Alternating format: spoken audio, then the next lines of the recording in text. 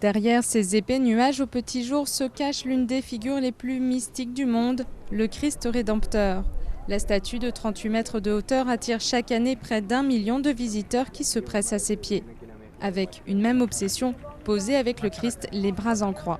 Certains s'improvisent même photographes pour les autres touristes. On est comme une communauté. Si elle veut faire une photo de lui, elle ne peut pas. Alors je le fais.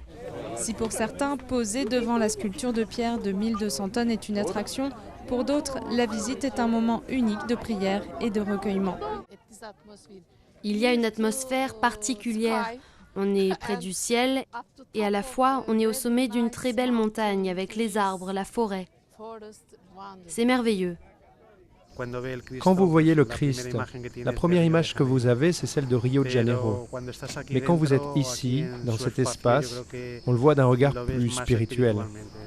L'histoire de la sculpture remonte au début du XXe siècle. Pour le centenaire de l'indépendance du Brésil en 1922, l'Église voulait un monument religieux visible de tous.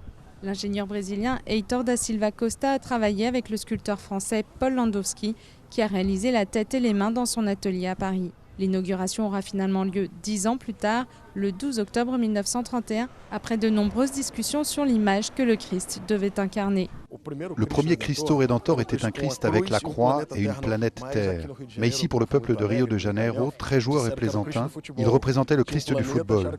Ils avaient pris la planète pour un ballon de foot. Et l'Église a dit non, on va faire un autre projet et on arrive à la construction du Christ avec les bras ouverts qui rappellent la croix.